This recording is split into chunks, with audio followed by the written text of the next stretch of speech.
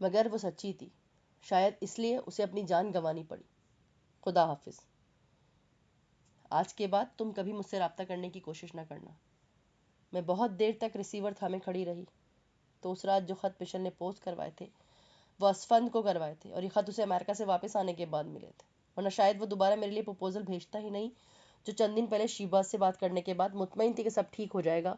اس کی امی پروپوزل لانے کے لیے سوچ رہی تھی، میری زندگی واپس خوبصورت ہو جائے گی، سب کچھ وہی ہے۔ میرا دل چاہتا ہے کہ میں بھی خودکشی کر لوں۔ وشال نے مجھے ایک جلتے ہوئے برزخ میں ڈال دیا ہے، میں کسی طور پہ بھی اس کو سرد نہیں کر سکتی۔ ایک ایک کر کے میں سب کو گنوا چکی ہوں، رینا گردیزی، سارا، اسود۔ میں واقعی ایک تماشا بن گئی ہوں۔ پتہ نہیں میری کہانی ٹریجڈی ہے یا کامیڈی۔ شاید کامیڈی۔ اگر مشیل زندہ ہوتی تو مجھ پہ قہقہے لگا کے ہنستی۔ تو مہرین منصور، لاؤ اب اپنے الفاظ، اپنے حرف، جن سے تم لوگوں کے دل جیتتی تھی۔ جاؤ اب روسٹ روم پر کھڑی ہو جاؤ، میں دیکھتی ہوں کتنے لوگ تمہاری بات سنتے ہیں اور کتنے لوگ تم پہ یقین کرتے ہیں۔ اب تمہاری کوئی بات نہیں سنے گا۔ یقین تو دور کی بات ہے، تم سوچتی نہیں کہ تم نے مجھے ہرا دیا۔ ہاں، وہ مجھے یہی کہتی تھی اور یہ ٹھیک تھا۔ میرا دل چاہتا ہے میں کہیں بھاگ جاؤں، جو لوگوں سے کہا کرتی تھی کہ مجھے کبھی کسی کی مدد کی ضرورت نہیں پڑے گی۔ اب وہ وقت ہے جب کوئی میری مدد کرنے کو تیار ہی نہیں ہے۔ میرے لیے دنیا میں کیا ہے؟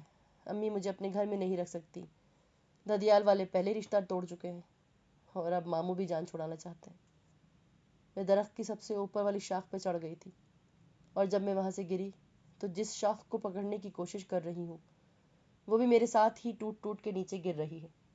اور بہت عرصے پہلے میں نے ایک مشاعرے کے لیے ایک نظم لکھی تھی، تب میں نے اس نظم کی وجہ سے وہ مشاعرہ جیت لیا تھا، لیکن میں نہیں جانتی تھی کہ ایک وقت آئے گا جب یہ نظم میری کہانی بن جائے گی۔ ڈائری کا آخری صفحہ خالی تھا، میں نے اسے بند کر دیا۔ میری آنکھوں میں چبھن ہو رہی تھی، اور میں تھا 20ویں صدی کا سچا، جسے گمان تھا کہ اس سے زیادہ سچا کون ہوگا، کون بولتا ہوگا اس سے زیادہ سچ، اور جسے یقین تھا کہ اس سے بڑھ کر چہرہ شناس کوئی ہو ہی نہیں سکتا۔ آج میں منہ کے بل گرا تھا، اپنے سارے دعووں اور اندازوں کے ساتھ۔ سو سچا کون تھا؟ مشیل اکبر، معصوم، خوبصورت، جسے دیکھتے ہی اس کی بات پہ یقین کر لینے کو جی چاہتا تھا، اور میں اور بہت سے لوگ یہی کرتے تھے؟ یا پھر مہرین منصور، جس کے سامنے اب میں کیسے جاؤں گا، میں نہیں جانتا۔ اور میں تھا جو پچھلے کئی سالوں سے جھوٹ کو وہی مان کر جی رہا تھا، آئندہ کسی پہ اعتبار کر بھی پاؤں گا یا نہیں۔ میں اٹھ کے کھڑا ہو گیا، بیگ سے ویڈیو کیسٹ نکال کر باری باری VCR میں لگانے لگا۔ کوئی شبہ میرے ذہن میں باقی نہیں تھا، پھر بھی میں اپنے اندر کے چہرہ شناس اور حق پرست کو کچھ اور آئینہ دکھانا چاہتا تھا۔ مختلف ویڈیوز تھیں، کسی میں وہ کمپیئرنگ کر رہی تھی، کسی میں مذاکرات کنڈکٹ کروا رہی تھی، کوئی تقریری مقابلہ، کئی مشاعرہ، وہ کہیں سنجیدگی سے ڈسکس کرتے ہوئے اپنی اوپینینز دے رہی تھی، کہیں وہ پورے ہال کو اپنی باتوں سے کشت زعفران بنائے ہوئے تھی۔ وہ مہرین منصور جسے پچھلے 3 سال سے میں نے اپنے گھر کے ملازم کی بھی اہمیت نہیں دی تھی، وہ بہت سو کے لیے بہت اہم تھی، اور جو وہ بات کرتے ہوئے بار بار ریفرنسز دے رہی تھی، اب میرے گھر میں تھی، اپنے سامنے رکھی ہوئی چیزیں بھی ڈھونڈنا پڑتی تھی۔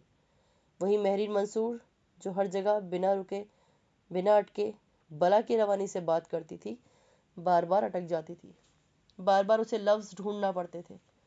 میں کہتا تھا وہ خامیوں کا مرقع ہے، میں کہتا تھا اسے بولنا نہیں آتا، میں کہتا تھا یہ اس طرح دنیا کا مقابلہ کیسے کرے گی، اور جب وہ اسٹیج پہ چلتی ہوئی روسٹ روم پر کھڑی ہوتی تھی تو ہال میں سکوت چھا جاتا تھا، اور میں تھا جو اسے کہتا تھا تم بات مت کرو، تم جھوٹی ہو، تم مکار ہو، تم اس قابل نہیں ہو کہ بات کر سکو۔ میں نے TV بند کر دیا۔ کمرے میں ہر جانب فائلیں بکھری ہوئی تھیں، اخبارات میں چھپنے والے اس کے مختلف آرٹیکلز کی کٹنگز تھیں، سرٹیفکیٹس، مختلف اخبارات میں چھپنے والی اس کی تصویریں، مختلف لوگوں کی طرف سے آنے والے خط، کارڈز کا ایک ڈھیر۔ ہر فائل کو دیکھنے پر میں ایک نئے عذاب سے دوچار ہو رہا تھا، اور اگر میں اس کی بات سن لیتا۔ اور اب میں سچ جاننے کے لیے لاہور آیا تھا۔ لاہور آنے کے بعد جب میں ننیال گیا تو میں ایک نظر مہرین کے کمرے کو دیکھنا چاہتا تھا، وہاں رکھی ہوئی چیزوں کو دیکھنا چاہتا تھا، میں جاننا چاہتا تھا کہ مہرین منصور کون ہے۔ میں نے نانی سے مہرین کے کمرے کی چابی مانگی، اس کے کمرے کی چابی تو اس کے پاس ہے، وہ یہاں سے جانے سے پہلے کمرہ لاک کر کے چابی اپنے ساتھ لے گئی تھی۔ نانی نے جب مجھے بتایا تو میں مایوس سا ہو گیا۔ چلیے میں کسی لاک میکر کو لے کے آتا ہوں، میں نے انہیں بتا کر کمرے سے باہر آیا۔ اور آدھے گھنٹے بعد جب میں لاک میکر کو لے کر گھر میں داخل ہوا تو میرا سامنا اشر کی بیوی سنبل سے ہوا۔ اشر کی شادی مشال کی موت کے 1.5 سال بعد ہو گئی تھی اور اس شادی پر مجھے اور امی کو نہیں بلایا گیا تھا، تو سنبل سے میری پہلی ملاقات تھی۔ میں لاک میکر کو لایا ہوں دروازہ کھلوانے کے لیے، میں نے رسمی گفتگو کے بعد اس سے بتایا۔ مہرین کے کمرے کا دروازہ کھلوانے کے لیے؟ اس نے مجھ سے پوچھا۔ ہاں۔ ارے آپ کو اس کی ضرورت نہیں پڑے گی، میں ایک بار مشیل کا کمرہ صاف کر رہی تھی تو اس کی ڈرازر میں سے کچھ چابیاں نکلی تھیں، میں نے وہ چیک کی کہ کس چیز کی چابیاں تھیں، تو وہ مشیل کی کسی دراز وغیرہ میں تو لگ نہیں رہی تھی، تو وہ چابیاں کسی بھی دروازے یا الماری میں نہیں لگیں، تو اتفاقاً مجھے خیال آیا وہ مہرین کے کمرے پہ ٹرائی کیا تو وہ انہی کے کمروں کی، مہرین کی الماری اور درازوں وغیرہ سب کی چابیاں ہیں۔ میں سنبل کی بات پہ حیران رہ گیا، شاید ممانی ہوتی تو وہ اسے کبھی نہیں بتانے دیتی، مگر اس دن وہ گھر پہ نہیں تھی۔ پھر میں اوپر مہرین کے کمرے میں آ گیا، کمرے کا دروازہ کھولتے کھولتے میں رک گیا۔ کمرے میں بے حد حبس تھا، ہر چیز پہ گرد کی ایک موٹی تہ جمی ہوئی تھی، کمرے میں جا بجا جالے لگے ہوئے تھے۔ میں دروازہ کھلا چھوڑ کر آ گیا۔ مجھے یاد ہے شادی کی اگلی صبح ہی لے کر میں اسے کراچی چلا گیا تھا اور پھر میں نے اسے دوبارہ واپس آنے نہیں دیا، اس کی سب چیزیں وہیں تھیں۔ میں نے وہ چابیاں مختلف درازوں اور الماریوں میں لگانا شروع کی اور وہاں کوئی ایک دراز ایسا نہیں تھا جس کی چابی اس رنگ کے اندر موجود نہیں ہو، یعنی مشیل جب چاہتی وہاں آ سکتی تھی، اس کی جو ہر چیز چاہتی دیکھ سکتی تھی، اور مہرین کو تو یہ شاید کبھی پتہ ہی نہیں چلا ہوگا۔ میرا دل ڈوبنے لگا، میں دعائیں کرتا گیا کہ جسے میں حقیقت سمجھ رہا تھا وہی حقیقت رہے، مگر اس بار میری کوئی دعا قبول نہیں ہوئی۔ ان درازوں اور الماری سے نکلنے والی چیزیں میرا منہ چڑھا رہی تھیں۔ میں ان سب چیزوں کو بیگ میں بند کر کے گھر لے آیا تھا۔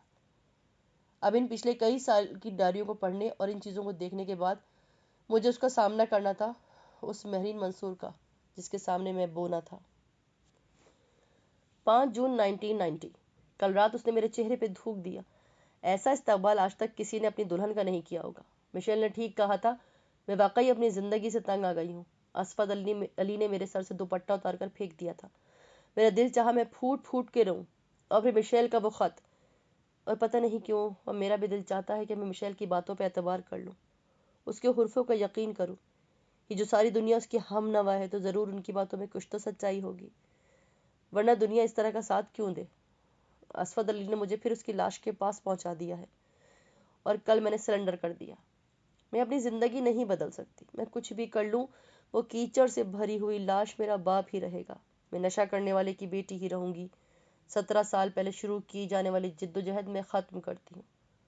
میں کبھی بھی زندگی کا یہ جوا نہیں جیت سکتی، میں دنیا کے لیے عیسیٰ بھی بن جاؤں تب بھی وہ مجھے صلیب پہ ضرور چڑھائے گی۔ میں جان گئی ہوں میں اس لاش سے اپنا دامن نہیں چھڑا سکتی۔ 17 سال پہلے اسفد نے ہی میرا ہاتھ پکڑ کر مجھے ویڈیو گیم کھیلنا سکھایا تھا، اور میں نے سوچا تھا میں سب کچھ سیکھ سکتی ہوں۔ اگر وہ میرا ہاتھ نہ پکڑتا تو میں بہت خوش رہتی، اور اب 17 سال کے بعد اس نے مجھے دھکا دے کر اسی کنویں میں پھینک دیا ہے۔ بہت غلط کیا تھا میں نے یہ شناخت کی لڑائی شروع کر کے۔ بے نشان رہنا کتنا اچھا ہوتا اگر میں ویسی ہی رہتی جیسے میں 17 سال پہلے تھی۔ خوف زدہ، سہمی ہوئی، احساس کمتری کا شکار، دوسروں سے مروب تو بہت اچھا ہوتا۔ میں سب کی خدمتیں کرتی، زندگی گزارتی، کبھی کسی جگہ مقابلے کا خیال بھی میرے دل میں نہیں آتا۔ میں جب بڑی ہوئی تو کسی مڈل کلاس فیملی میں مجھے بیاہ دیا جاتا، اور اس وقت میں 2-3 بچوں کے ساتھ شعور کے عذاب کے بغیر بہت پر مسرت زندگی گزار رہی ہوتی۔ اس زندگی میں کوئی اسفند ہوتا، نہ اسفد کی نہ مشال کی کوئی جگہ ہوتی، اگر ہوتے تو دیوی دیوتاؤں کے روپ جن کی پرستش میں مجھے کوئی آر نہ ہوتا۔ میں نے تو برابری کی ٹھان لی، اور اب منہ کے بل گرنے کے بعد مجھے پتہ چلا میرے پاس تو اڑنے کے لیے پر بھی نہیں تھے، تو مجھے اڑنا کیسے آتا؟ میں سوچتی تھی میرے پاس خوبصورتی نہیں ہے، دولت نہیں، اچھا خاندان نہیں، تو پھر مشال جیسے لوگوں کو ہرانے کے لیے میرے پاس کیا ہے؟ اور تب مجھے اچانک پتہ چلا کہ ذہن ہے، اور تب میں نے سوچا میں اس دنیا کو اپنے ذہن سے فتح کروں گی، اور میں کرتی رہی، مگر کب تک؟ یہ ہر جگہ کام نہیں آتا، اب اس کا جادو ختم ہو گیا ہے، اور اب میرے پاس ایسا کچھ نہیں ہے جس سے میں لوگوں کے دل جیت لوں۔ اب میرا سچ لوگوں کو جھوٹ لگنے لگا ہے، اور مجھے زوال کا سامنا ہے۔ اب میں ڈوب جاؤں گی۔ میرا دل چاہا تھا میں اسفد سے کہوں، تمہاری یہ پابندیاں مجھے کوئی تکلیف نہیں پہنچائیں گی، تکلیف تو صرف تمہاری زبان پہنچائے گی۔ میں بہت گر گئی ہوں، بہت زیادہ۔ وہ ٹھیک کہتا ہے، ایک وقت ایسا آئے گا جب لوگ مجھ پہ تھوکیں گے، اور شاید میں خود بھی مہرین منصور پہ تھوک دوں۔